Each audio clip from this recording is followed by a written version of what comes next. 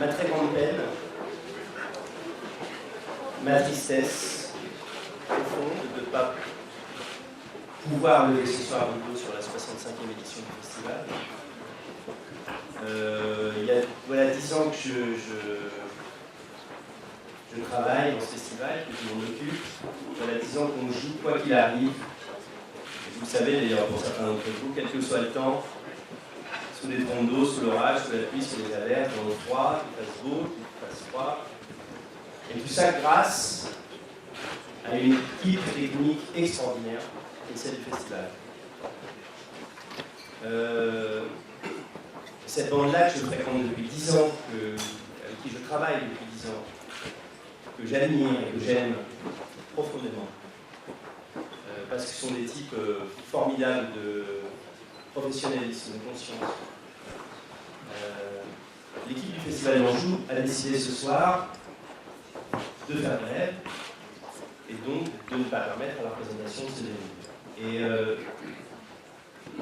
je dois vous dire, et c'est un crève-cœur absolu. Hein. Alors je joins mes excuses évidemment à celle de Nicolas pour cette soirée. Je constate que même si certains d'entre vous savaient que le spectacle n'aurait pas lieu, vous êtes venus quand même pour manifester par votre présence la solidarité avec l'équipe du festival, avec tout ce festival. Avec tous les acteurs, avec les techniciens et ceux qui travaillent dans l'ombre sous la direction de Cyril Gilbert pour que vive le Festival d'Anjou, le deuxième festival de théâtre de France. On aime à le rappeler puisque c'est la vérité. Et ce n'est pas un hasard qu'il en est à sa 65e édition. Depuis cet été 1950, où le préfet Jean Morin présentait pour ses premiers tréteaux Roméo et Juliette au château de Brissac. Cette année encore, plus de 25 000 personnes vont vibrer dans cet écrin merveilleux qu'est le château du Plessis-Massé.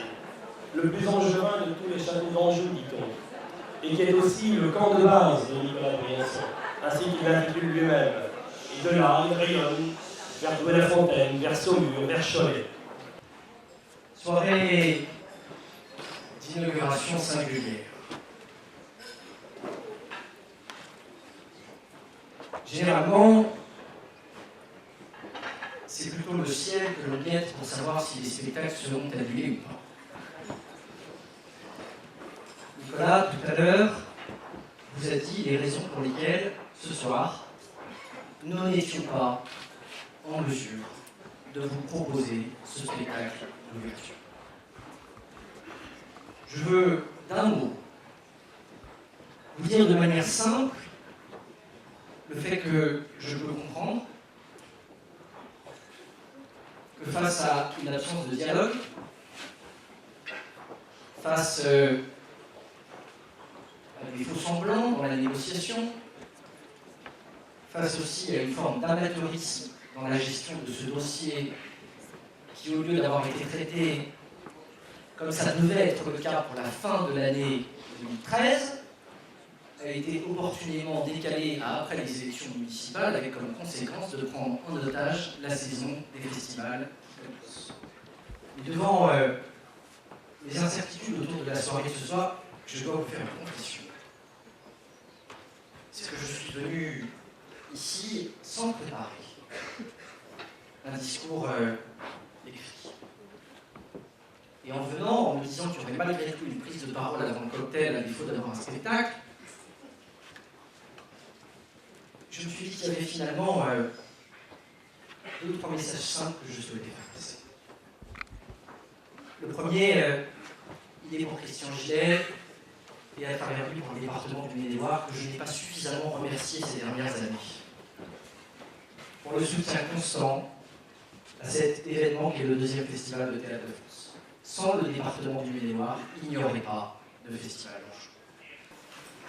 Au moment où nous fêtons les 65 ans du festival, nous fêtons en quelque sorte un anniversaire de mariage. Un anniversaire de mariage entre l'Anjou et le théâtre. Tout l'enjeu pour nous, tout le défi de notre temps, de ceux qui viendront après nous. Dans un contexte où la somme des distractions n'a jamais été aussi importante. Dans un contexte où la concurrence culturelle, et je mets des guillemets, la concurrence culturelle n'a jamais été aussi forte. c'est de faire en sorte de ne pas perdre ni l'ambition, ni l'enthousiasme, ni la générosité de ceux qui nous ont précédés, et de mesurer que c'est un travail d'ébéniste que nous sommes appelés, sur un matériau dur, mais qui se laisse dompter si l'on dose avec générosité tous les ingrédients dont on a besoin pour parvenir à sculpter une œuvre d'art.